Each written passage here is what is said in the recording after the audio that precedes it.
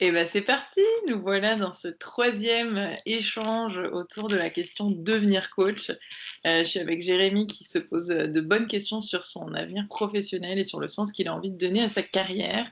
Et la question du coaching est venue, il m'a fait le plaisir et le privilège de s'adresser à moi pour échanger sur ces questionnements-là. Qu'est-ce que c'est que de devenir coach? Quelle est la réalité du métier, etc. Donc je vais plutôt lui passer la parole pour avoir ces questions et lui partager mes réflexions à moi. Merci Jérémy, et puis dis-moi tout. Bah, salut Rebecca, merci beaucoup à toi d'avoir accepté cet échange. Voilà, moi je me posais quelques questions par rapport au fait de devenir coach et donc bah, j'espère que tu vas pouvoir m'orienter, m'aiguiller un peu dans tout ça. Donc alors déjà pour resituer très rapidement mon parcours, moi je suis passé par des boîtes de tailles diverses. Et jusqu'à présent, il n'y a vraiment aucun job qui m'a plu et où je me suis senti vraiment épanoui. Et, euh, et donc, voilà, en fait, là, donc j'ai décidé vraiment d'arrêter tout ça. Et puis, je suis passé par un programme qui s'appelle Chance, donc, que tu connais bien. Et ça m'a permis de prendre conscience que bon, déjà j'avais besoin d'être indépendant, d'apprendre constamment des choses et puis de me sentir utile en aidant les autres. Donc j'avais une première question, c'était par rapport à la légitimité, parce que moi j'ai fait des choses bon, qui m'ont pas plu et donc je pense pas vraiment pouvoir réutiliser dans une nouvelle activité de coaching. Alors, toi j'ai vu que tu avais toujours été impliqué dans le milieu associatif, que tu avais accompagné des entrepreneurs avant même de devenir coach. Donc, en quelque part, c'était dans la continuité de ce que tu fais aujourd'hui, c'était dans la continuité de ce que tu avais fait avant. Alors que moi, je partirais, on part jamais vraiment de zéro, mais quand même pas loin. Donc, la première question, c'était comment justement arriver à dépasser ça et puis bah, à se lancer, hein. Mm, ouais. Je comprends que ça puisse faire un peu flipper, cette impression de repartir à zéro, entre guillemets, euh, et que tu te poses la question de la légitimité. Bienvenue au club.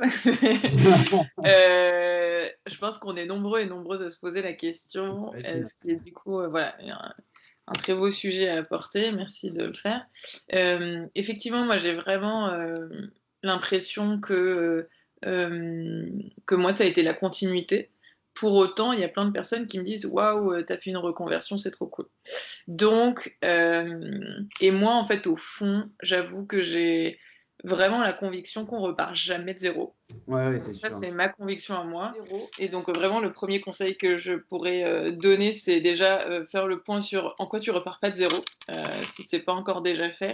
Et parce qu'en fait, pour moi, c'est pas une question de reconversion, c'est une question de réinvention professionnelle et, et de savoir aussi ce que tu veux pas. C'est aussi une façon de savoir ce que tu veux à la place. Il y a plein de qualités. Tu vois, moi, par exemple, dans mes études, j'ai été très en colère. On a fait à peu près, on a fait la même école, etc. Donc moi, j'étais très en colère sur le parcours. J'ai l'impression que ces 5 ans d'études, j'ai rien appris d'utile pour ce que je fais aujourd'hui. Et ça me rend assez, assez verte. Et au final, en y regardant de plus près, si j'ai plus une énergie de gratitude, plus une énergie positive et optimiste, bah, je me rends compte que certes, il y a plein de choses qui m'ont mise hors de moi et qui me plaisaient pas, mais j'ai appris une certaine force de travail, une certaine persévérance, une capacité à résoudre des problèmes, etc. Et en fait, ça, quel que soit le secteur, quelle que soit la mission, quel que soit le métier, en fait, c'est des capacités qui sont incroyables. Moi, rien qu'en discutant avec toi depuis quelques minutes et par écrit avant, je vois bien quand tu as un état d'esprit, c'est quand même hyper résilient, hyper authentique, euh, hyper réfléchi. Enfin, tu vois, et tout ça, c'est des qualités, en fait, qui sont pas forcément des savoir-faire, d'ailleurs, et c'est peut-être une piste à explorer. C'est-à-dire que peut-être que tu as eu des savoir-faire, des compétences très précis dans le milieu, par exemple, de la finance, de la gestion, etc., que tu as plus de mal à transférer, parce que ça peut être plus spécifique à un secteur et une mission, mais déjà de partir dans des niveaux un peu plus de savoir-être, d'état d'esprit, et puis de talent. Alors moi, j'adore cette notion de talent aussi. En fait, ça va te permettre de dépasser les enjeux de mission, de secteur. Et au-delà de ça, il n'y a pas que tes activités professionnelles en fait dans lesquelles tu peux te développer et trouver des forces.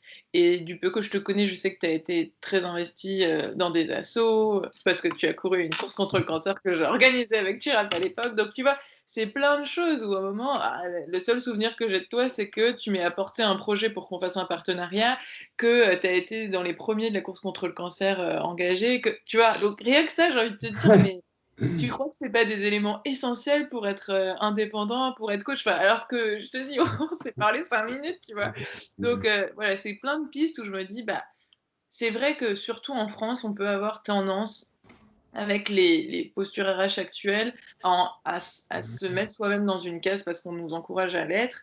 Et du coup, bah, de pouvoir décaler un petit peu le prisme, pas regarder que les activités pro, mais les activités extrascolaires, associatives, sportives, etc. Ça va déjà être une piste pour voir bah, tout ce que tu as en termes d'état d'esprit, de savoir-être, et puis aller regarder plus tes talents, en fait, plutôt que des compétences ou des savoir-faire qui, selon moi, sont plus adaptés à des secteurs ou des missions. Et donc les talents, ça va être, bah, pour rappel, ce que tu fais facilement, avec plaisir, et ce pourquoi tu es reconnu par les autres. Et ça peut être plein de choses différentes qui peuvent être reconnues dans plein de domaines différents. Donc la première chose que j'ai envie de te dire, c'est regarde vraiment en quoi tu repars pas de zéro, mais en quoi tu vas pouvoir capitaliser sur toutes les forces que tu as déjà identifiées et déjà développées. Et puis pour le reste, bah oui, en fait, tu vas repartir de zéro sur certains aspects. Peut-être te laisser un peu. Moi, ce que j'entends beaucoup, c'est que tu aimes apprendre et que Ouais. tu as vraiment besoin de ça. Donc dis-toi, peut-être que c'est ça qui va te driver plutôt que de voir que tu sais pas des choses, que t'es pas légitime, bah, d'avoir cette casquette du mec qui a pas besoin de tout savoir pour se lancer et pour apprendre et de t'autoriser à apprendre et potentiellement de te donner cette intention, de cette curiosité d'apprendre, plutôt que de cette culpabilité de ne pas déjà savoir, tu vois? C'est subtil parce que c'est la même situation, et simplement en termes d'état d'esprit, c'est pas du tout pareil, tu vois? Si je venais par exemple à cet échange en me disant: «Il faut absolument que je réponde à toutes ces questions parce que, pour l'aider et cetera», je me mettrais une pression de malade. Alors que si je me dis: «Bah, je vais être dans l'échange avec lui, je vais voir où est-ce qu'il en est, être à l'écoute de là où il en est, et puis moi je vais faire de mon mieux pour lui partager ce qui me semble pertinent», la dynamique n'est pas exactement la même en fait. La situation est la même, mais l'énergie avec laquelle je viens est différente. Donc peut-être que ce moteur que tu as de l'apprentissage peut peut-être t'aider à dépasser ce syndrome un peu d'imposture. Et puis, moi, ce qui pourrait m'aider à ta place, c'est aussi d'aller regarder plein d'exemples de personnes qui ont réussi dans une mission, dans un job, dans un secteur, alors qu'ils n'avaient pas toutes les clés au départ, tu vois, qui n'avaient même pas fait d'études ou d'expérience, etc. Enfin, je veux dire, tu as l'air d'être quelqu'un qui apprend vite en plus. Donc, en soi, aujourd'hui, on peut apprendre partout en ligne. Enfin, il y a un milliard de choses pour apprendre, pour construire sa légitimité, en fait. Et, euh, et donc aussi de te faire confiance pour apprendre quand on a besoin. Par exemple, dans le coaching, bah, si je me rends compte qu'il y a quelque chose qui sort en séance sur laquelle je me sens soit peu compétente, soit que ça vient résonner très fort par rapport à quelque chose chez moi qui n'est pas encore stable, et ben je vais aller faire des recherches, demander à d'autres coachs, me faire superviser, etc. Donc j'ai pas besoin d'être parfaite et de tout savoir pour pouvoir être compétente et apporter ce que j'ai déjà à offrir au monde. Ça, c'est quelque chose qui me motive aussi beaucoup, parce que moi, j'ai un gros syndrome de l'imposteur qui vient très régulièrement. Et malheureusement, c'est encore en cours et je ne sais pas si je m'en débarrasserai un jour, mais du coup, j'apprends à faire avec, en fait, Ça. et voire même à le partager en toute authenticité. Et souvent, c'est ce qui fait que les gens me font confiance aussi, parce qu'ils se reconnaissent, parce qu'on a tous Ouais, ces périodes-là et qu'on est ils humain. apprécient la transparence aussi. Ouais. Bah oui, parce qu'en fait, je pense qu'on a tous on ressent tous ça à un moment, et donc quand quelqu'un le partage, bah, on se sent connecté, on se reconnaît, on a confiance en fait en la personne. Parce que si tu as l'humilité de savoir, ce que tu ne sais pas encore, ça veut dire que quand tu sais que tu sais, tu sais. Tu vois ce que je veux dire? Ouais, ouais, Quand tu quand tu dis quelque chose, on peut te faire confiance sur ce que tu dis, parce que quand tu sais pas, tu vas le dire, ou tu vas aller apprendre, ou tu vas faire ce qui a besoin d'être fait. Donc je pense que ça contribue à ce climat de confiance. Donc fake it until you make it aussi. C'est-à-dire de voilà, ouais. de valoriser ce que tu sais déjà, de te faire confiance pour apprendre ce que tu as besoin d'apprendre, et et puis de peut-être te donner de l'inspiration avec des gens qui n'avaient pas tout au départ et que ça n'a pas empêché en fait de se reconvertir soit drastiquement, soit progressivement. Il y a des reconversions très, très radicales de l'ingénieur de Polytechnique qui est devenu boulanger ou qui est parti élever des lamas au Pérou ou je ne sais quoi. Il y a aussi des réinventions professionnelles beaucoup plus progressives et sur lesquelles tu peux t'appuyer sur ce que tu sais déjà pour progressivement, tu vois, garder un pied dans ta zone de confort, dans ta zone de légitimité, et mettre un pied dans ta zone où tu te sens illégitime et dans laquelle tu peux apprendre et te challenger un peu. Ok, bah très clair. Ouais, ouais, je pense qu'on partage pas mal de choses à ce niveau-là. Ouais, et justement, par rapport Et à, peut-être une dernière chose, ouais, excuse-moi, parce que vas-y, je suis vas-y. partie sur un truc et j'ai pas creusé. Donc, parfois, je me perds dans mes pensées, mais je te disais, bah, parfois, moi, ce qui m'aide face à ce sentiment d'illégitimité, c'est qu'en fait, il y a cette idée je me dis parfois, n'attends pas d'être parfaite C'est et ce de que tout je vais dire. savoir Tu le pour seras jamais, offrir hein. au monde. Ouais, Sinon, c'est tu vas ça. attendre toute ta vie. Ouais, ouais, ça. Voilà. Et donc, je me dis, n'attends pas d'être parfaite et de tout savoir pour offrir au monde ce que tu peux déjà lui offrir maintenant, en fait. Et il y a une citation comme ça qui dit un peu la même chose de l'abbé Pierre ou je ne sais guère. Et c'est vraiment ce truc, n'attends pas pour offrir ce que tu peux déjà offrir. En fait, tu as déjà énormément de valeur. Donc plutôt que de regarder là où t'es pas légitime, regarde où tu es légitime et surtout, euh, enfin, laisse les autres. Si tu peux aider une personne, en fait. Moi, parfois, il y a plein de moments où je me dis, mais ça, c'est pas inspirant, mais ça, tout le monde le sait, mais ça, c'est trop entendu, ou c'est trop bisounours. Enfin, voilà, plein de jugements, plein de etc. Mais en fait, si ça aide une personne, c'est génial, en fait. Et pour cette personne-là, ça va être utile, et pour d'autres, ça ne sera pas.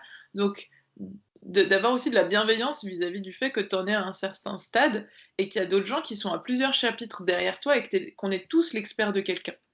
Et ça aide vachement. Tu es forcément l'expert de plein de gens, tout comme plein de gens vont être experts par rapport à toi sur d'autres sujets. Donc aie confiance que tu as plein d'expertise. Tout dépend du besoin et des personnes auxquelles tu t'adresses. Ok. Et justement, alors toi, selon toi, c'est quoi à la fois les qualités et les compétences pour être coach? Et toi, qu'est-ce que tu apportes concrètement aux gens que tu accompagnes? Mm. Est-ce que tu peux me préciser le type de coach dont tu parles? Oui, alors parce que oui, c'est vrai que j'ai pas précisé que moi, pour l'instant, je m'orienterais plutôt sur le développement perso ou sur, tu vois, la confiance en soi, parce que c'est là pour le coup, Trop cool. c'est moi des choses que j'ai traversées aussi. Je me suis posé plein de questions sur mon orientation, et je suis allé dans des trucs, ça n'a pas marché, j'en ai essayé d'autres, ça n'a pas marché non plus, etc. Donc quelque part, moi, je me dis, tiens, en ayant vécu ça à mon niveau, peut-être que à mon tour, je peux transmettre aux autres, leur faire gagner du temps et les aider à prendre confiance en eux. Donc voilà. Donc par exemple, pour ça, selon toi, ce serait quoi les qualités intrinsèques, donc c'est les trucs qu'on a en nous, et les compétences derrière qu'on peut développer? Ouais. Alors, dans mon approche du coaching à moi, ce que j'aime partager, qui fait sens dans la valeur ajoutée que j'ai envie d'apporter dans le coaching, c'est déjà beaucoup d'écoute, d'écoute active et empathique, pas n'importe quelle écoute, Ouais. une vraie curiosité de l'autre, une vraie capacité à voir le beau en l'autre, et à pouvoir donner confiance à l'autre dans la relation, et donc confiance à l'autre dans sa relation à lui-même ou à elle-même. Euh, que cette écoute active, elle puisse accoucher sur des reformulations super pertinentes, et voire même d'avoir cette clairvoyance pour voir au-delà de ce qui est dit. Ça, on le dit souvent, voir au-delà des mots, voir au-delà de ce qui est conscient pour la personne aussi, de pouvoir toucher, comprendre les besoins inconscients, de pouvoir euh,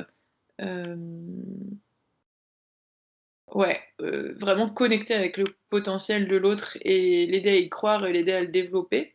Après, il y a une partie un peu plus compétence que tu me demandais qui pour moi est davantage en termes de cadre. C'est hyper important pour moi en termes de coaching d'apporter un cadre clair sur les modalités, sur le type de relation, sur les tarifs, sur le rythme, sur tout le cadre en fait qui fait partie du potentiel de transformation de la personne, de responsabilisation de la personne.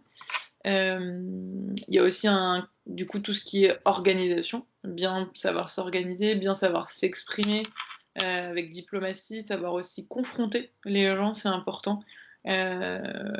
Notamment pour, pour leur bien parfois, de savoir les confronter face à leurs ombres, à leurs peurs, à leur désengagement, à plein de choses, pour pouvoir à la fois avoir conscience de ses forces et en même temps savoir sur quoi on a besoin aussi d'avancer pour pas stagner et être limité dans ses forces. Après, si tu es coach entrepreneur, il y a plein de casquettes qui vont avec et c'est important d'en avoir conscience et qui nécessitent plein d'autres compétences en termes de polyvalence, en termes d'autonomie, de discipline, en termes de communication, en termes de gestion des finances, en termes de chef d'entreprise, en termes de tout ça. Ça t'en parlait, oui, dans tes autres vidéos aussi, j'ai vu que c'est un aspect important. Ouais, c'est pas le même quotidien en fait, donc c'est important de le savoir. C'est pas trop envahissant, ça, au quotidien, justement, le côté gestion, tout ça? Parfois oui, pour moi parfois oui, parfois même je me repose la question de mais est-ce que j'ai encore envie d'être entrepreneuse et je me laisse cet espace-là aussi pour me poser la question de est-ce que ça me va toujours d'être entrepreneuse, surtout que le monde change, les conditions changent, donc j'ai Ouais. besoin de rechoisir chaque jour ou changer d'avis chaque jour sur ce que je décide d'être et de faire. Mais oui, parfois c'est pesant. C'est pour ça qu'aujourd'hui, ça fait très longtemps que j'ai envie d'avoir une équipe et ça fait depuis quelques mois que j'ai une responsable communication, une assistante administrative et que du coup j'arrive à pouvoir partager en fait les responsabilités et pouvoir de plus en plus, de mieux en mieux à mon rythme, me recentrer sur mes forces et ma zone de brillance. Ce qui pour moi me prend un petit peu de temps en fait, à la fois pour des raisons financières, pour des raisons organisationnelles, pour des raisons de lâcher prise aussi sur mon projet. Donc il y a tout ça. Et d'autres avantages à avoir pour coacher, vraiment cette passion d'accompagner le développement des autres, je pense. Une question de mémoire aussi, parce qu'on fait un suivi, donc c'est important, je trouve. Rappeler ce qu'on a dit à la fois d'avant. Je trouve, je sais pas toi comment tu le vois dans ton propre coaching, mais moi souvent j'ai des retours intéressants parce que voilà, c'est en fait la personne elle vit avec elle tout le temps et elle voit pas forcément ses progrès puisqu'elle est avec elle tout le temps. Mais quand je dis mais attends, il y a 2 semaines, t'étais arrivé en pleurs quand je t'ai demandé une qualité sur toi, 2 semaines plus tard, t'es en train de me faire une liste longue comme le bras et tu me dis que t'as pas conscience des évolutions. Ah ouais, quand même. Ouais, c'est vrai, je me souviens. On se rend pas compte, forcément. On se rend pas compte, on se Ouais. rend pas compte, tu vois. Donc, je pense que c'est aussi cette capacité à mémoriser, à créer des liens entre différents concepts et à pouvoir solliciter. Alors ça, je trouve ça très important aussi, et c'est grâce à mes clientes que je me rends compte, donc je leur fais un remerciement. Euh, Savoir sortir de sa boîte à outils le bon outil au bon moment. Et ne pas le sortir à tout prix non plus. Je veux dire, il y a des séances où la personne arrive, elle est en pleurs, on va pas sortir un outil de productivité, machin. Là, on est dans une séance de coaching de l'être. Voilà. Et donc, on va être plutôt dans les émotions, dans l'accueil de soi, dans l'amour de soi, etc. Mais c'est savoir, voilà, quand est-ce que c'est utile d'adopter quelle posture, plutôt posture basse où on aide la personne à accoucher de ses réponses, plutôt en posture formatrice avec je balance le bon outil au bon moment et on creuse, tu vois. Donc c'est aussi savoir faire des bons liens et écouter le rythme de l'autre aussi, je trouve ça important, parce que parfois, en tant que coach, on va vouloir le meilleur pour ses coachés, on va vouloir qu'ils avancent à fond, on va vouloir que, voilà. Sauf que parfois, on va dépasser leur rythme, on va mettre nos propres intentions avant celles du coaché, et donc c'est important d'écouter le rythme de l'autre, de pouvoir être à la fois challengeant et en même temps réaliste sur le rythme de ses coachés. Ok. Et alors, un peu plus en détail, comment ça se déroule pour toi une séance? Est-ce que tu as un schéma type ou est-ce que ça t'adapte en fonction de la personne, en fonction de l'objectif? Les deux. Les deux. Je vais te dire, si tu veux, ce qui est fixe et ensuite ce Ouais. qui varie. Ce qui est fixe, c'est que avant la séance, mes clientes préparent la séance sur un workbook dédié avec des questions précises sur les avancées, les frustrations, ce sur quoi elles ont envie de travailler en séance, par exemple. C'est toi qui Ensuite, l'as conçu, ça? voilà.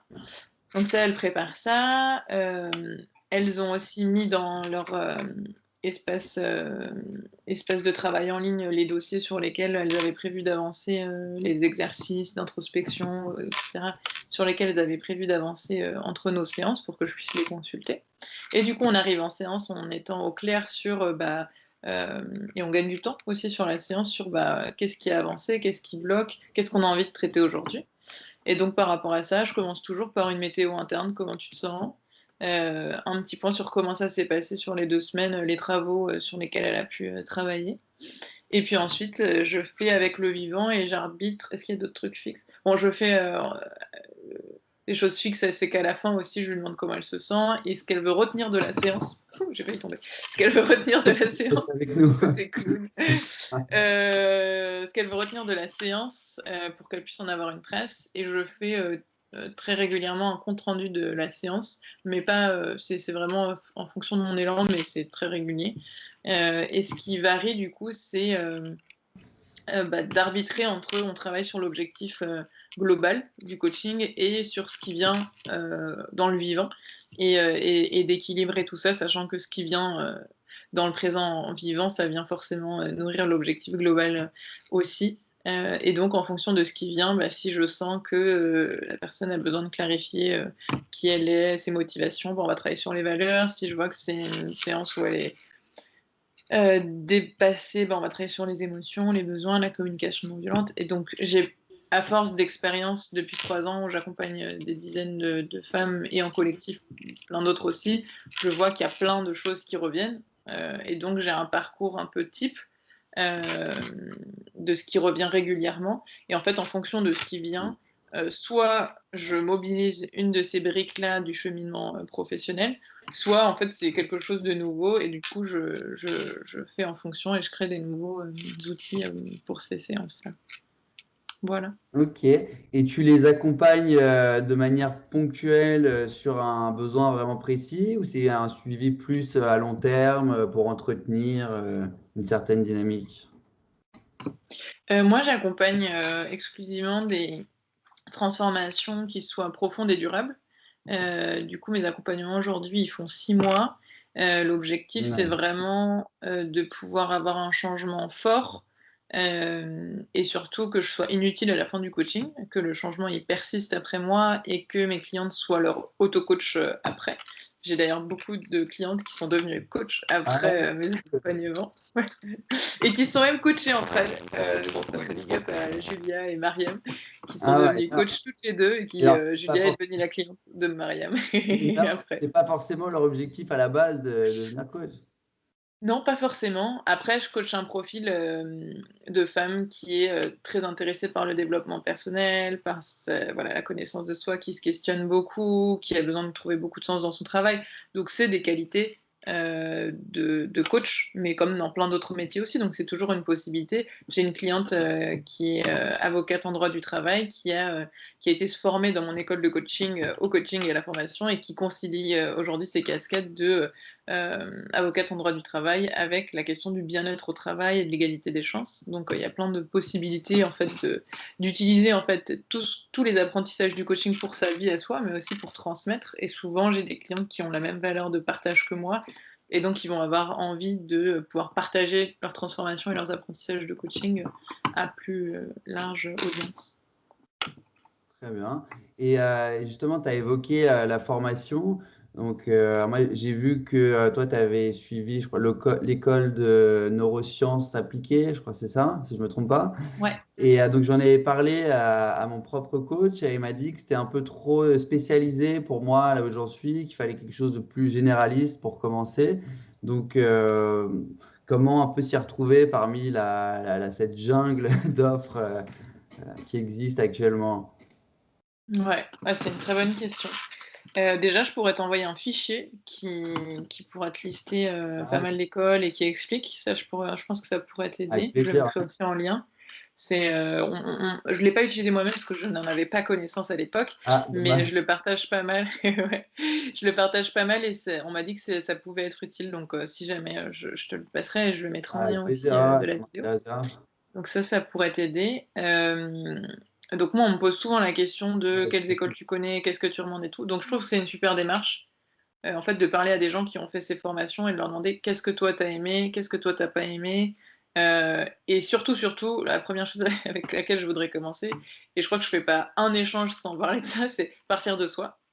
C'est-à-dire avant même d'aller parler à des gens, de regarder ce document de formation, de vraiment faire le point avec soi, peut-être en écriture libre par exemple, sur qu'est-ce que j'ai envie d'apprendre, tu vois? Qu'est-ce que j'ai envie d'apprendre concrètement?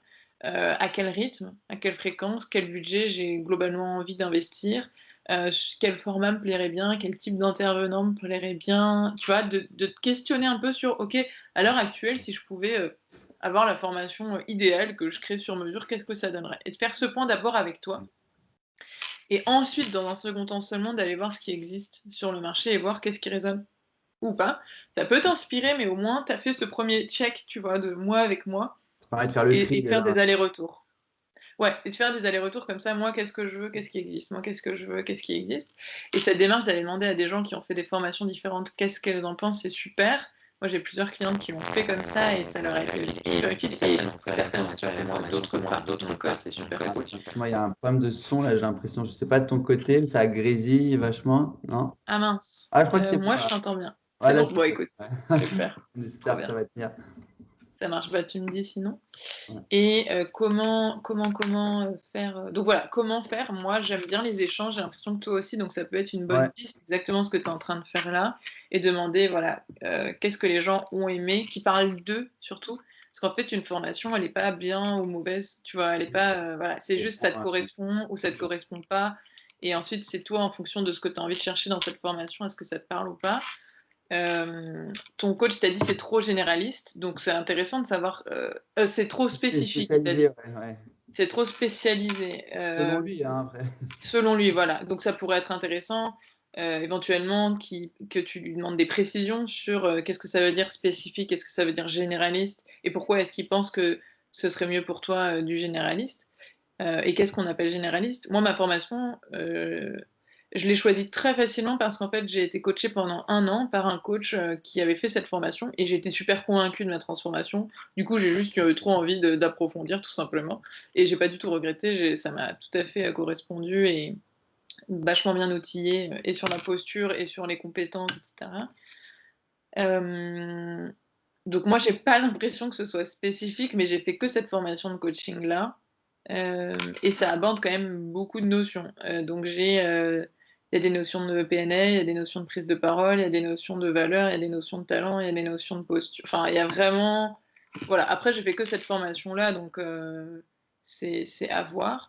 Et tu penses que Euh, tu as suffisamment outillé pour la suite, pour te lancer? Ah non, mais largement. C'est-à-dire que là, j'ai du contenu jusqu'à la fin de ma vie, hein. Ah ouais, J'ai été certifiée, mention très bien et je suis trop heureuse. J'ai bravo. versé ma petite larme, merci, j'ai versé ma petite larme. Alors je l'ai pas eu quand j'ai eu mon master de Dauphine, Ouais. juste, trop contente de partir dans la vie active. Avec tout ce que tu fais, voilà. Ouais, même si j'avais aimé mon master en entrepreneuriat, mais j'étais quand même soulagée, alors que là, c'était vraiment de l'émotion, de la fierté, voilà, Ouais, donc c'est comme quelque chose quoi. que tu voulais au fond de toi, vraiment. Ouais. Ouais, vraiment. Et donc pourquoi je te raconte ma life? Parce que Est-ce que ça oui, t'est donc arrivé après? j'ai été certifiée mention très bien, et pour autant, j'ai encore accès en ligne à des contenus, des techniques, des outils, des postures, des vidéos, des audios, tout ça pour la fin de ma vie, quoi. Donc c'est une formation qui dure, je sais même plus si c'était 6 mois, plus 6 mois. C'est à temps plein? Non, moi c'était à l'Institut des neurosciences appliquées à l'époque, ça a changé avec les mesures Covid, etc. Mais Ouais. à l'époque c'était 3 jours par mois Ah oui, en ok. Ouais. présentiel et 2 soirs par semaine des cours, des téléconférences et puis des supervisions de coaching. Donc voilà, et donc voilà, tout ça, c'est voilà, quel contenu, quel format, quel type de personne. Moi, j'y allais pas pour ça, mais j'ai été bluffée par les personnalités en fait que j'y ai rencontrées, et c'est presque la plus grande valeur ajoutée que j'ai eue, c'était les rencontres là-bas, et je m'y attendais pas du tout comme quoi. Même si ça paraît évident, bah moi j'y allais pour des compétences, pour tu vois, Ouais. très business girl, et en fait c'est beaucoup les relations qui m'ont énormément apporté. Donc comment te retrouver dans cette jungle des formations? Voilà, partir de toi et de ce que tu aimerais apprendre, à quel format, à quel budget, échanger comme tu es en train de le faire avec des gens qui ont fait différentes formations. Et puis te renseigner, je pense, sur les formateurs. Par exemple, moi, j'ai pas eu besoin parce que, comme je t'ai dit, j'ai été coachée par quelqu'un. Pour le coup, je suis quelqu'un d'assez rationnel et qui aime bien prendre son temps pour faire des choix. Mais globalement, j'ai adoré mon coaching.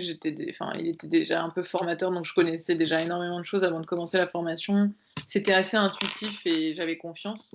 Tu vois, si tu sens que tu as confiance en certaines personnes, bah, tu peux aussi voilà, parler à ton coach si tu aimes bien son approche, peut-être que tu peux te renseigner sur son école, tu vois, des choses comme ça.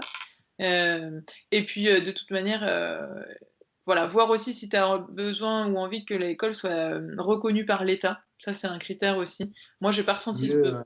Non, c'est pas obligatoire. Bah, en fait, c'est un choix tout à fait personnel, tu vois. Quand j'ai fait mes études supérieures, c'était une évidence que je voulais une école reconnue par l'État. J'ai fait le taf, j'ai été à Dauphine, et j'en suis très contente aujourd'hui. Pour autant, après, je me suis dit, mais en fait, que ce soit reconnu par les autres, je n'ai rien à faire. Je veux juste moi, que ce soit reconnu, que je reconnaisse la valeur moi et que Ouais. je sente la valeur pour moi. Et donc, et puis bon, au final, mon école est devenue reconnue par l'État après coup, donc trop bien. Ah Euh, ouais.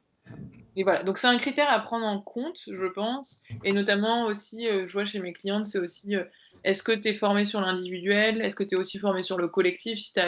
J'ai eu beaucoup de clientes qui étaient très portées par le collectif, donc elles avaient aussi envie d'avoir ce côté-là. Parfois, il y a des formations qui ont un côté plus de spiritualité. Parfois, il y a des formations qui sont plus portées sur le corps, les sensations. Moi, c'était plus la tête, le mental, les neurosciences, parce que j'avais envie de quelque chose de... Tu vois, le coaching, il y a beaucoup de... Ça fait psy Comme aussi. tu, comme tu dis, il y a un côté très... il y a tout et n'importe quoi dans ce secteur, il y a des charlatans, et je voulais Ouais. pas être une charlatan. Et Ouais. donc, je me suis dit, bah voilà, le côté très neurosciences, voilà, c'est prouvé, entre guillemets, enfin, pas entre guillemets, c'est prouvé scientifiquement. Et du coup, je sais que quand je pose telle question, ça passe par tel système limbique, et donc du coup, que je déclenche tel truc, et je sais à quoi je touche, et c'est aussi une forme de responsabilité, de je sais ce que je viens toucher, et je sais du coup si c'est pas le moment de le toucher maintenant, etc.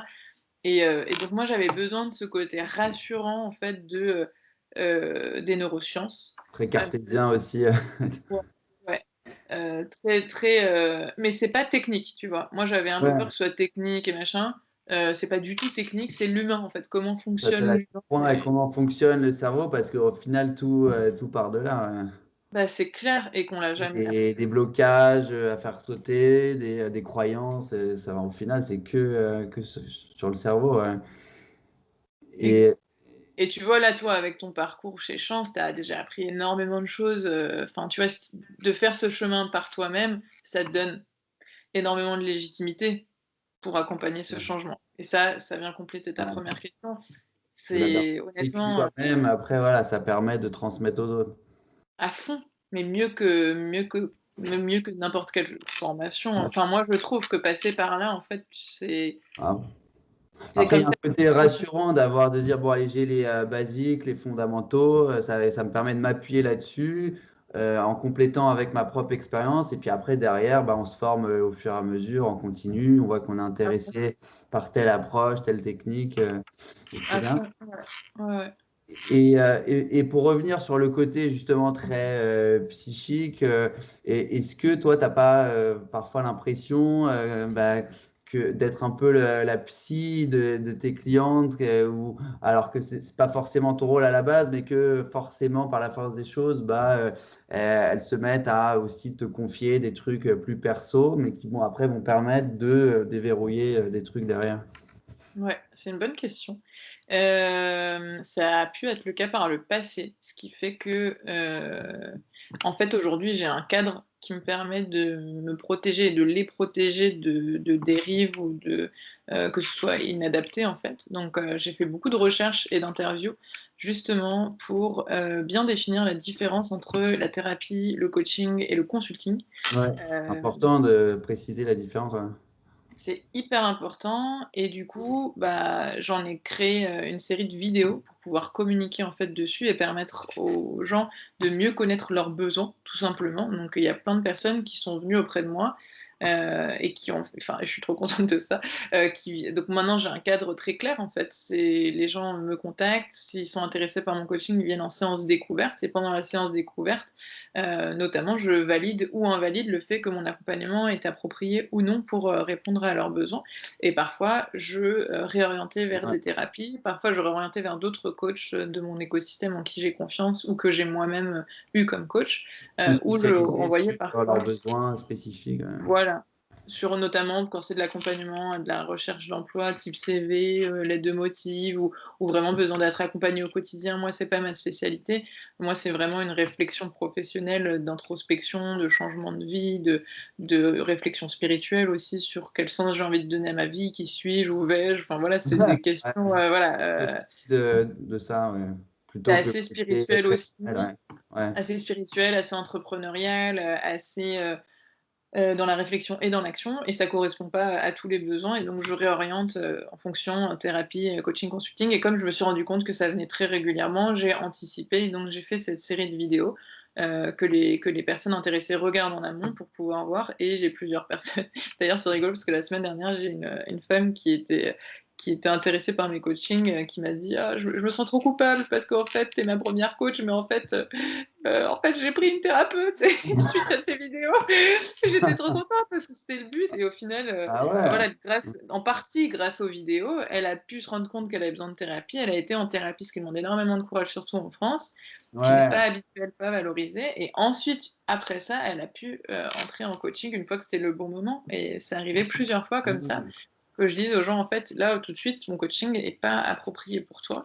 Et que, par exemple, les personnes reviennent 6 mois, 1 an après, et que ce soit le meilleur moment pour elles aussi. Bah, moi, je me reconnais vraiment dans ce que tu dis parce que j'avais déjà été coaché à différentes périodes de ma vie et je pense que c'était pas du tout le bon moment. Donc forcément, ça pouvait pas marcher. Alors ça m'a apporté quand même quelques petits trucs, mais globalement, j'avais tellement de réticence, tu vois, voir, j'étais parfois même dans le sabotage.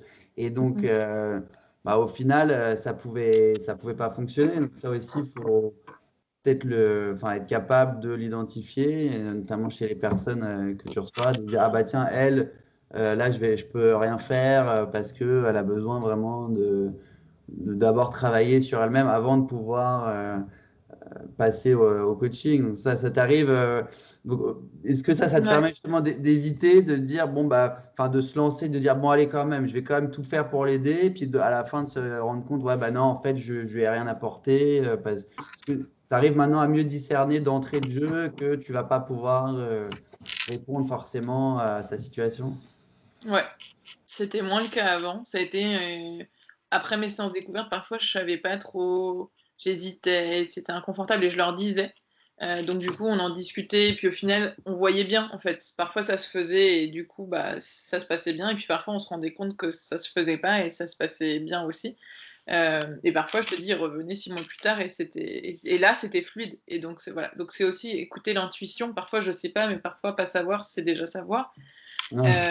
Et en fait, depuis, c'est plus un problème pour moi. Peut-être ça le redeviendra, notamment si je change de cible, de problématique, de programme d'accompagnement. Mais là, ça fait plus de 3 ans que j'accompagne sur les thématiques d'accompagner les entrepreneuses et les actrices de changement qui sont en quête de sens, de confiance, de liberté et de les aider à construire une carrière qui soit épanouissante, utile aux autres et rémunératrice. Donc, c'est des sujets que je connais, c'est moi aussi, donc je me connais. C'était moi, je sais quels sont les symptômes, je sais quels sont les outils à utiliser, etc. Et donc j'ai les repères. C'est de la pratique aussi, hein. C'est de l'apprentissage, c'est comme tout. Je sais repérer les mots, je sais repérer les symptômes, je sais repérer. euh, Enfin voilà, ma Tu séance as des signaux découverte. que tu arrives à détecter. Voilà, à la fin de ma séance découverte, c'est voilà les 3 axes de travail qui sont prioritaires pour toi selon moi. et tu peux les travailler toute seule si tu le souhaites, ou alors il y a mon accompagnement qui correspond et sur lesquels on peut travailler ensemble. Et on part de là. Donc je pense qu'il y a un enjeu ouais, d'exploration, d'apprendre et puis ensuite de fixer un cadre clair. Ça rejoint un peu ce que je te disais tout à l'heure, c'est un moment, c'est à moi de dire: «Bah, je prends tel profil en séance découverte, je prends tel profil en coaching, là je réoriente, vers, la thérapie, là je réoriente vers le coaching» et parfois même c'est pas ma responsabilité aussi et je laisse la personne, autonome dans, sa recherche de solutions aussi. Moi j'ai tendance à vouloir beaucoup, beaucoup, beaucoup aider, mais ça rentre même pas dans ma casquette de coach là, cette casquette de je réoriente les gens, c'est encore une autre casquette en fait que je fais en bonus. C'est pour ça que j'ai fait les vidéos pour que les personnes puissent être plus autonomes dans, dans le diagnostic de leurs besoins d'accompagnement. Bah, top. Et comment tu arrives à avoir des clientes? Enfin, est-ce que bah, j'ai vu que tu communiquais pas mal sur les réseaux, mais est-ce que ça, c'est vraiment quelque chose d'indispensable? Est-ce que parfois, même au début, tu étais obligé d'aller démarcher, bah, comme un commercial classique, sauf là pour ton propre compte? Ou est-ce que tu arrives à maintenant avoir un bouche à oreille qui a une réputation qui te permette que les clientes viennent directement à toi? Ouais. J'ai envie de te dire que c'est chacun son style, et que mon style, il a changé aussi avec les années. Au début, j'avais pas forcément de stratégie, juste, bah, je faisais ce que j'aimais et puis et puis, bah, j'attirais à moi des gens qui me faisaient confiance et qui me recommandaient. C'est toujours le cas, globalement. J'essaye vraiment de, voilà, continuer à faire ce que j'aime pour attirer, bah, des gens à qui ça résonne et cetera et ce qui marche beaucoup, beaucoup, beaucoup, c'est les recommandations de mes clientes, en fait. C'est quasiment enfin, c'est principalement comme ça qu'il y a des personnes qui ont envie de tester l'aventure, qui me font confiance et qui se font confiance aussi pour se faire ce cadeau-là et se faire confiance pour y aller, pour y arriver, parce que c'est un des enjeux majeurs, qui prouve que déjà s'engager dans un coaching, c'est une preuve de courage et c'est une preuve déjà d'accomplissement. En fait, déjà quand on décide de commencer un coaching, c'est énorme. Enfin, moi, c'est à chaque Ouais, fois, souvent, le moi, premier je suis pas hyper émue à chaque fois. est parfois le plus dur, hein, Ouais, ouais, ouais, ouais, et parce qu'il y a aussi potentiellement parfois une très longue réflexion avant, comme ouais. t'en parlais toi, hein.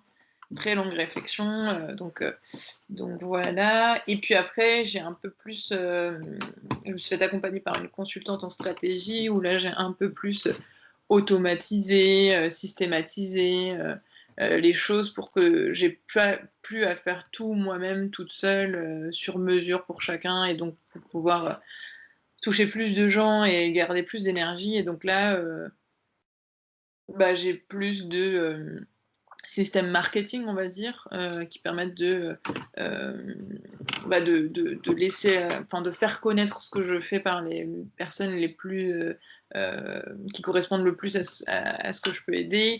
Euh, et donc, il y a plein d'enjeux bah, de communication sur les réseaux sociaux régulières, de tunnels de vente, de cadeaux gratuits. Voilà. Après, il y a plein de connaissances qu'on peut développer en termes de marketing, de vente.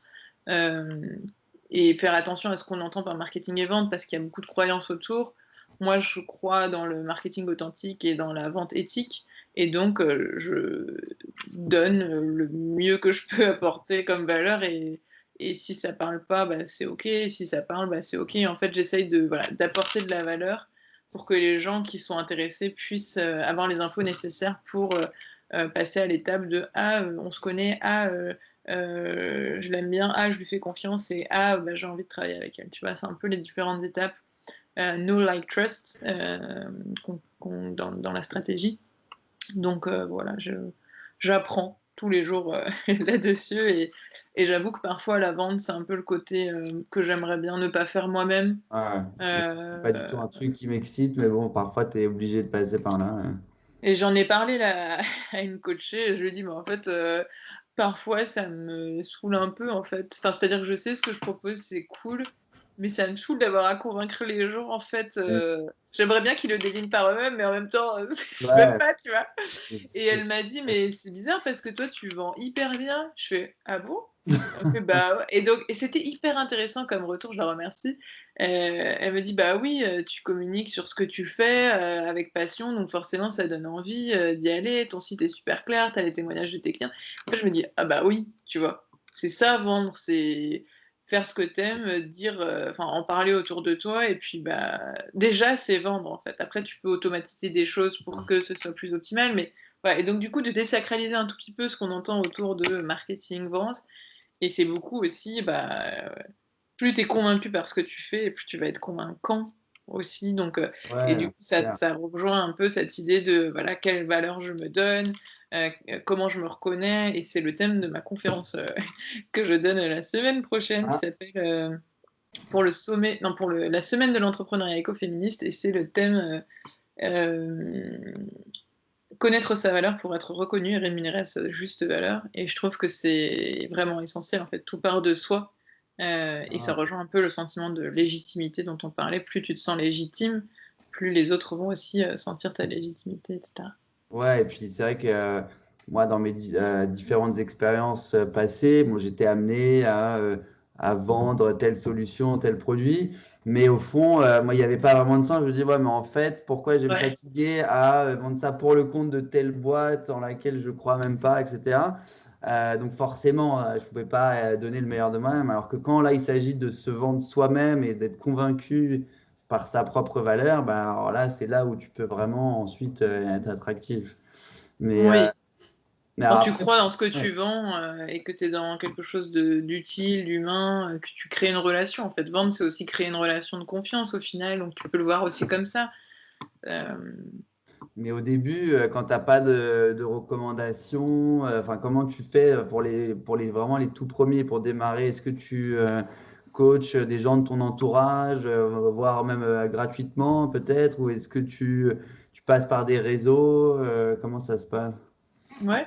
Bah, j'ai des amis qui ont coaché effectivement pro bono gratuitement au début, en expliquant qu'ils étaient en apprentissage aussi. Et dans ce cas-là, je peux aussi recommander d'être encadré. Enfin, en tout cas, moi, je trouve que d'un point de vue, enfin, c'est cool de pouvoir en parler avec des coachs ou avec une supervision pour pas faire trop de dégâts quand on apprend au début. Euh, et oui, de pouvoir coacher soit cadeau, soit moi j'avais commencé en participation consciente en fait. Je sais pas si tu Je connais connais. pas. Je connais pas. En gros, j'ai commencé. Alors, j'ai une copine qui m'a dit ouais, je crois que j'ai besoin. Une copine qui était dans mon équipe de coexister Dauphine, et à l'époque, quand on avait lancé ça, et qui m'a dit ouais, je crois que j'aurais besoin de coaching. Et je lui dis bah c'est marrant, je suis en train de devenir coach. Elle me fait ah mais tu voudrais pas me coacher? Je fais bah si, j'aimerais trop. Et ça a été ma première cliente. Ça a été magnifique comme coaching, vraiment. Pas facile, ni pour elle ni pour moi, mais magnifique.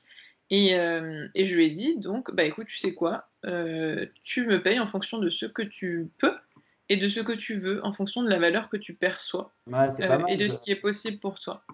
Et à l'époque, elle me payait 50 euros la séance. Ouais, ce qui est déjà pas mal pour une débutante. Ce qui me correspondait très bien à l'époque. En parallèle de mon job, j'étais en transition, en préparation. Et ça m'allait très très bien. Et ensuite, ça a évolué. Ensuite, j'ai fait des prix par séance. Ensuite, j'ai fait des prix par programme et par transformation plutôt que d'échanger du temps contre de l'argent, mais de financer une transformation aussi. Donc tu peux tout à fait commencer gratuitement si tu es aligné avec ça, tu peux tout à fait commencer en participation consciente si tu es aligné avec ça. Faire attention à qui tu coaches. Moi, ça m'est déjà arrivé de coacher des amis, mais je coache pas tous mes amis. Et dans ma formation, par exemple, on déconseille de coacher les amis et la famille. Donc, Ouais, faut, parce qu'il y a faut- un biais forcément, ouais. il peut y avoir. Voilà, moi, je sais qu'il y a des amis que je me vois pas coacher. Il y en a d'autres que j'ai coachés et en fait, ça s'est toujours bien passé. Donc, à chaque fois, je mets en alerte. Je dis, bah voilà, moi, ce qu'on m'a dit sur les risques de coacher des amis ou d'être coaché par une amie. Et je leur mets ça et je leur dis, voilà, moi, je suis OK ou je suis pas OK. Et toi, qu'en est-il de ton côté? Et du coup, chacun est responsable. Et pour le moment, ça s'est toujours très bien passé avec les personnes que j'ai accompagnées. Mais je mets juste, je spécifie parce que c'est important d'avoir le cadre justement de sécurité et de responsabilité. Donc voilà, et après tu peux, je sais pas, j'ai des amis qui ont fait des annonces sur Facebook, voilà, je me lance en tant que coach, j'ai envie d'avoir trois personnes à coacher toutes les semaines, toutes les 2 semaines, je sais pas, qui pourraient être intéressés, on peut faire une séance de test pour voir si ça match. Voilà, Bon, et j'ai des coachés. hein, il y aura toujours des gens intéressés, hein, je Ah pense. oui, Et puis j'ai des coachés qui ont commencé on avait fait une séance sur en quoi aussi tu repars pas de zéro. En quoi tu as déjà des compétences à vendre, en quoi tu as déjà de la valeur. Et en fait, à la fin de la séance, elle s'est dit, bah, en fait, je vais faire rémunérer. Et elle a commencé ses premiers coachings rémunérés avec prix fixe, contrairement à moi. Donc c'est aussi, voilà, chacun ses décisions. Tu vois, moi, je veux pas l'influencer, etc. Mais chacun ses décisions de ce qui est juste pour soi, de ses besoins. Voilà, qu'est-ce que tu as envie de trouver dans cette expérience-là? Est-ce que c'est financier? Est-ce que c'est la confiance? Est-ce que c'est les deux? Est-ce que c'est plein? Enfin voilà, d'être vraiment au clair sur ce que tu veux et de clarifier les choses avec la personne et de se faire un petit contrat à l'amiable, hein, mais de vraiment, j'encourage vraiment, l'écrit est très important dans les engagements, donc d'avoir voilà, un engagement écrit sur quoi chacun s'engage, parce qu'il n'y a pas que, enfin l'engagement il n'est pas que financier, il est aussi le risque à faire des coachings gratuits, et c'est important de le savoir, c'est que la personne se désengage. Donc c'est important. Moi, quand je faisais de la participation consciente, par exemple, je disais aux personnes, voilà, tu me partages ce que tu veux, ce que tu peux. C'est Et une en fait, bonne il y méthode. avait, ouais, et il y avait des femmes qui, du coup, me payaient un montant. C'est ma deuxième cliente qui me payait un montant et qui m'apportait aussi des cadeaux. Mmh. Et qui m'a amené bouquet de fleurs, d'à manger, parfois des trucs comme ça. Et du coup, c'est trop cool parce que j'en tire de la valeur et surtout, elle est engagée. Et en fait, c'est ça qui Ouais. est important, c'est d'être engagé dans son coaching et financièrement, mais la rémunération ne peut être non financière aussi. Et c'est à une époque où moi, j'avais un salaire, machin, j'avais pas forcément de, j'avais besoin de montrer que je pouvais générer des revenus avec mes activités, donc participation consciente is good, mais j'avais pas forcément d'objectif de chiffre d'affaires, de machin, de trucs, donc j'étais ok de compléter avec des petites attentions, des petites cartes, des petits trucs, et c'était super cool. Et puis après, je me suis recheckée, je me suis dit, bah là, en fait, j'ai envie de passer à des tarifs, en fait, et ça s'est transitionné. Ça se met en place au fur et à mesure. Mais je pense que ouais, c'est une très bonne formule, là, comme tu dis, la libre participation. Je pense que c'est un truc vraiment à creuser.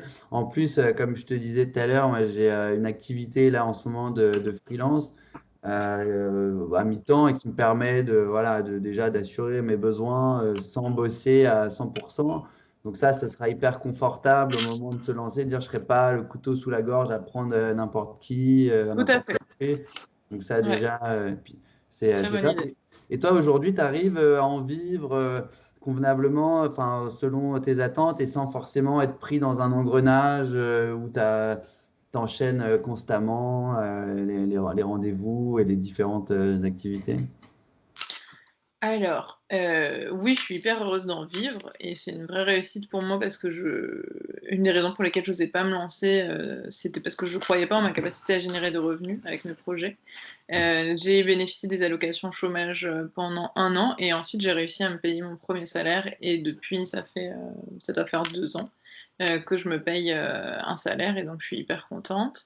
Est-ce que je m'étais payé le même salaire enfin le même salaire, euh, la même rémunération que quand j'étais salariée au Ouais. début et puis après il y a eu la crise du Covid et je me suis dit et en fait, j'ai baissé du coup mon salaire, donc je suis en dessous maintenant de ce que j'avais quand j'étais salariée.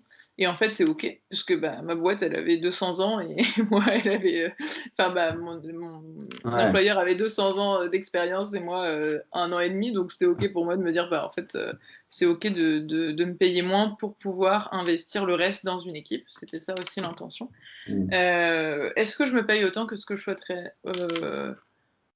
le mois dernier, je t'aurais dit oui. Ce mois-ci, je me rends compte que j'ai envie de me payer plus. Donc, je mets les projets en place pour que ce soit possible, notamment en lançant une formation collective pour pouvoir être utile à plus de monde. Et tu me disais, est-ce que tu n'as pas l'impression de courir entre plein de rendez-vous? Non, parce que je fais attention. J'ai maximum 2-3 coachings par jour. Donc, je fais Ouais. pas du tout machine à l'appel, Et etc. Je l'ai c'est jamais fait. épuisant à la longue. Ouais, Ouais, je l'ai jamais fait. Et même là, tu vois, j'ai 10 clientes et je sens que c'est vraiment mon max. Et donc, je vais même prendre moins de clientes en individuel et donc faire du collectif. Euh, voilà. Mais j'ai jamais pris plus. En général, je prends 2 coachings par jour et là, en ce moment, 3 parfois. mais le troisième est plus court parce que c'est avec chance, justement.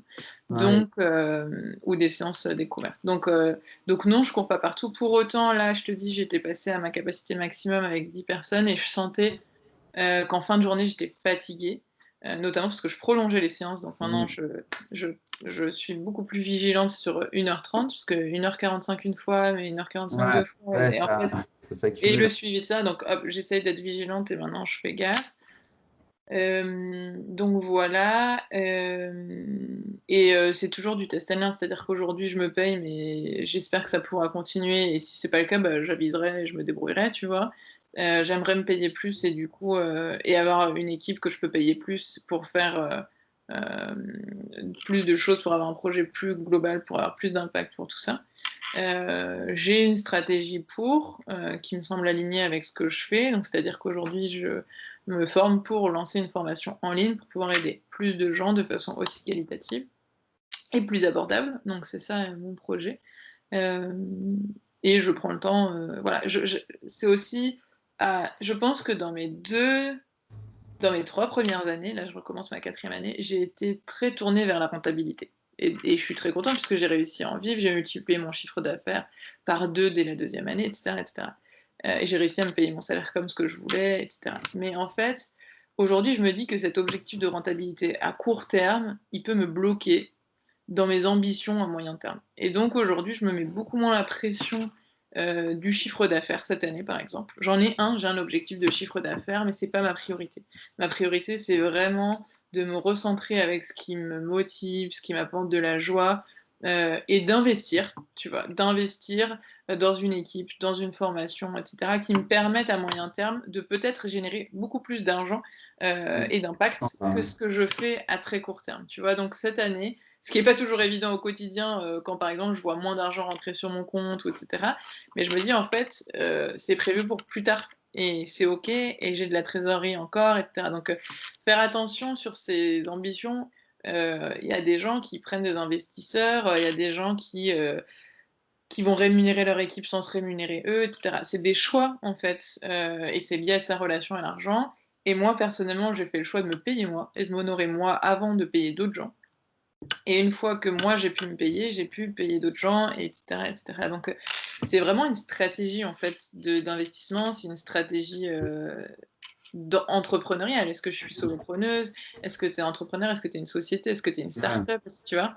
Donc c'est vraiment voilà, une posture à avoir. Ça ne veut pas dire que je l'aurai toujours. Justement, je me laisse revenir sur baisser mon salaire, augmenter mon salaire, prendre plus d'heures. Voilà, donc voilà, donc globalement, ouais, je suis super heureuse de vivre de mes activités aujourd'hui.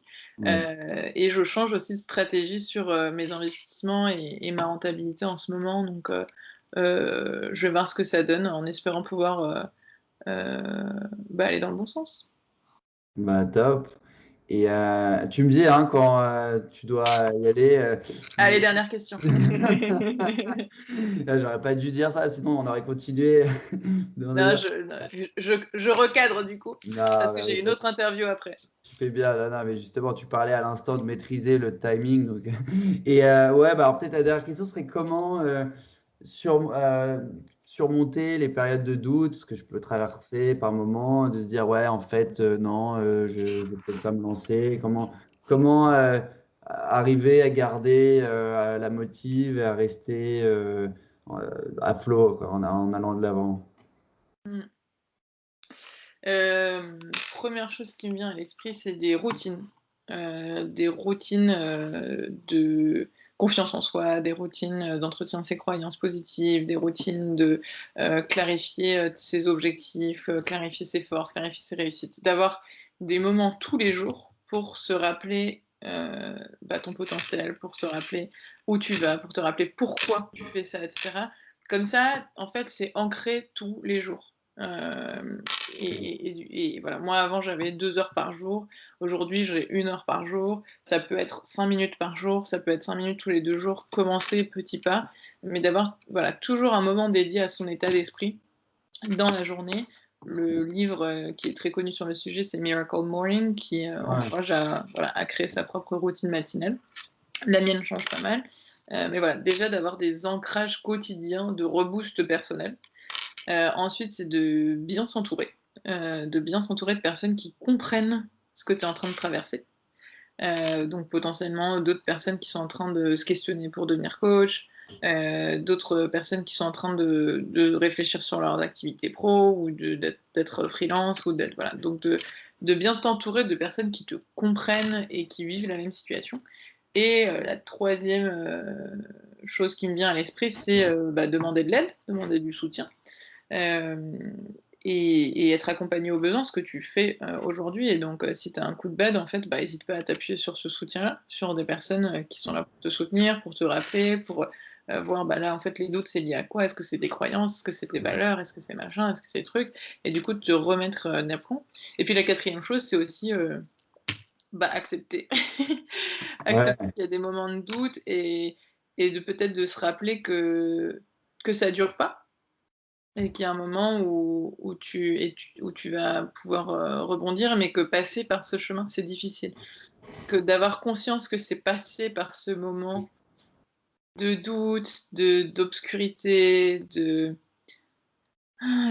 tornade interne, de dévalorisation personnelle, ça fait partie du chemin et que ça va t'apprendre des trucs, potentiellement développer ton empathie et que voilà et que c'est ok de pas tout le temps être pumped up, voilà, ça fait partie et voilà et peut-être de te laisser ce temps-là aussi parfois on se laisse pas aller mal, on se laisse pas se douter, on se laisse pas et donc voilà, de ouais, se laisser le temps et de se dire voilà par contre à partir de demain 8 heures, je me réveille et là j'écoute un podcast de motivation, je vois mon pote pour aller faire un petit jogging et me remettre dans mon corps et débrancher ma tête, voilà. Donc se laisser aussi des moments de en fait ça va pas et puis se mettre aussi un stop quoi. Là ça va pas, je me laisse pas aller jusqu'à tel moment et puis à ce moment-là j'ai des idées que je pourrais mettre en place pour me rebooster.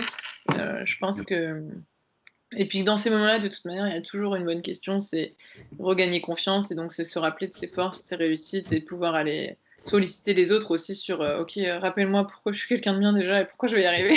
Si on n'y arrive pas par soi-même, c'est ouais. un bon type aussi. Non, c'est clair. Parce que parfois, il y a des moments. Alors, parfois, il t'arrive un truc, une contrariété. Bon, là, c'est normal d'avoir une baisse de morale, mais il y a des moments, je dis, mais je comprends pas. Hier encore, j'étais super enjoué. Puis là, depuis hier, depuis ce matin, un truc, là, je sens que ça baisse, ouais. Mm. C'est souvent plein de petites raisons qui, mises bout à bout, génèrent un état un peu plus morose. Mais bon, je vais tâcher de Ouais, suivre tous tes conseils. En tout cas, ouais, c'est entretenir ça au quotidien. Ce qui compte, ouais, c'est et c'est tu de vois, voir regarder. globalement l'évolution, pas de se dire ouais, par rapport à hier, mais de voir là, c'est quand même sur le plus long terme, quand même les progrès accomplis. Ouais, et puis si tu vois que hier, tu as eu des moments plus agréables, focalise-toi sur ce qui se passe bien. Et du coup, dis-toi, ok, c'était quoi mes sources de joie hier? Ah c'est parce Mm. que il y avait moi je te dis en ce moment, il y avait du soleil, du coup, ça m'a grave fait du bien. Et puis j'ai vu telle personne, mais concrètement, qu'est-ce que ça m'a apporté? Et d'aller connecter à tes besoins. Et ça m'a apporté beaucoup de chaleur, beaucoup de la voir cette personne-là, ça m'a apporté beaucoup d'écoute, ça m'a apporté. Et du coup, tu mets le doigt sur les besoins qui ont besoin d'être nourris, en fait. Mm. Et c'est pareil, quand tu vas pas bien, tu peux regarder aussi, ok, je me sens comment? Ça, c'est des bases de communication non violente, mais je me sens comment? Et du coup, j'aurais besoin de quoi pour me sentir mieux? Tu vois, donc d'aller à la fois regarder c'est quoi qui m'apporte de la joie dans le passé, tu vois, et d'avoir même, moi parfois, quand je suis complètement perdue, tu vois, je me dis, mais qui suis-je? Quelles sont mes envies du moment? Je sais plus ce qui me motive, et alors là, c'est la déprime. Et du coup, j'essaye, quand les moments où ça va bien, de me faire une petite liste de motivation ou sources de joie, et comme ça, je sais que, il y a le chant, il y a la danse, il y a voir les potes, il y a machin, et d'être la plus spécifique possible, tu vois, genre, manger quoi? Des Nordic Roll fromage frais au sushi bar, 11e arrondissement de Paris, tu vois. Je sais que ça, c'est un truc qui me rebooste Bah, et que c'est les bien vendredis d'avoir soirs, identifié, hein, voilà, d'avoir son qui est antidote. d'identifier, voilà. Ouais, ou une chanson qui te redonne le moral, ou au contraire une chanson qui te permet de vider, de juste chialer, ou juste être comme un caca sur le... Et tu vois, d'avoir des petites choses comme ça où tu sais que quand tu écoutes cette chanson, ça te rebooste. Quand tu écoutes Rocky Balboa, machin, ça te donne de la niaque. Ou quand tu manges ce gâteau au chocolat là, ça t'apaise. Voilà. Et d'avoir comme ça des petites choses que tu sais que tu peux t'y raccrocher dans les moments où tu as besoin d'un petit coup de boost. Top. Je sais pas si quand je t'en ai parlé, tu as pensé à un truc de bouffe ou de chanson. Ouais. C'est bien d'avoir, tu vois, ton petit coin dans ta tête où tu peux t'échapper. Moi, parfois, je repense à l'endroit où je partais en vacances quand j'étais petit. Enfin, tu vois, d'avoir c'est un truc comme ça où tu peux te reconnecter à des choses positives. Tout à fait. C'est l'ancrage en PNL, en programmation neurolinguistique, et c'est aussi l'état d'esprit de Peter Pan. Pour voler, tu t'envoles, tu t'envoles, tu t'envoles. Mais c'est marrant que tu parles de la PNL parce que justement mon coach m'a dit que ça pourrait, enfin m'a proposé de creuser ça parce que ça pourrait, selon lui, ça pourrait vraiment me correspondre. Donc si jamais toi, après, tu as des idées, des références de bouquins ou autres, ça m'intéresse. Ouais. Hmm, pas trop, honnêtement, parce que moi, je suis pas très bouquin. D'ailleurs, j'ai la PNL pour les nuls. D'ailleurs, Ah, je l'ai c'est ma sœur qui me l'a filé. Donc, je sais qu'il y a ça qui existe. Moi, j'aime bien la collection, mais c'est pas très. Enfin, en tout cas, c'est pas une collection d'œufs perso. ouais. Euh, Bah, dans l'INA, c'est marrant parce que pour le coup, PNL, pour moi, c'est spécifique. Tu vois, c'est rigolo. Ouais. Ah bah Ça. oui. Mais peut-être que ça te correspond plus à ton profil et du coup, il te connaît un peu, donc il peut bien t'orienter. Oui, Mais pas c'est plus forcément, spécifique. ouais, mais Dans j'avais l'INA, il y fait a de la ça. PNL, mais il y a plein d'autres choses. Il y a de l'analyse systémique, il y a des neurosciences et machin. Donc c'est rigolo, c'est Il n'a intéressant. pas dit ça, pas forcément pour me spécialiser dedans, mais tu vois, de m'intéresser pour ensuite, après, me nourrir de Ouais. ça. Donc, Mais globalement, moi, je suis pas très libre, mais par contre, j'aime beaucoup les vidéos. Donc je peux te ouais, recommander les vidéos sur la PNL de David Lefrançois, de David Laroche, des coachs que j'aime bien, en fait, et qui parlent beaucoup de ces sujets-là. Donc moi, j'apprends beaucoup par vidéo et dans les échanges, plus que dans les livres. ok, c'est super. Bah écoute, merci beaucoup, Rebecca, c'était hyper intéressant. Et puis rien que là, d'avoir parlé, d'avoir échangé, ça m'a redonné, tu vois, Ah, justement, bah, euh, du boost là. Donc, c'est super enrichissant. Bravo à toi pour tout ce que tu fais. trop bien, bah merci pour cet échange très Merci à riche. toi. Pour synthétiser, qu'est-ce que toi, tu aurais envie de retenir d'utile de cet échange? Alors, c'était très riche, il y a ouais, beaucoup de choses à retenir, mais alors déjà, de se dire qu'on repart jamais totalement de zéro, qu'il y a toujours des choses qu'on a faites par le passé ou qu'on a en nous qu'on va pouvoir réutiliser. Aussi, bah ouais, de trouver une formation qui nous convienne avant tout, pas forcément d'y aller parce que un tel ou un tel a dit qu'il fallait absolument aller vers celle-là, mais justement essayer d'échanger avec les gens qui ont pu suivre ces formations, d'essayer de voir est-ce que ça correspond ou pas. Et après, voilà, de se dire qu'il n'y a pas un seul type de coaching ou une seule approche ou une seule façon de s'organiser, que c'est vraiment chacun qui fait selon ses envies, ses besoins. Et puis de toute façon, c'est jamais figé, se dire qu'on évolue constamment. C'est d'ailleurs ça qui m'attire aussi dans ce métier, c'est que vraiment tu peux façonner comme tu l'entends ton activité, ta cible. Et puis voilà, de se dire que, enfin, il y a bien un moment, il faut se lancer, quoi, ne pas attendre, ça y est, d'être parfait, d'être complètement rodé sur je ne sais quoi, avant de se lancer, parce que sinon, bah, tu pourras attendre toute ta vie. Et puis voilà, de ne pas hésiter à s'appuyer sur des personnes, des experts, ou là, de solliciter de l'aide, un peu comme là, j'ai fait avec toi. Et puis ouais, de toujours se nourrir des autres, de ne pas avoir de préjugés, puis d'avoir vraiment.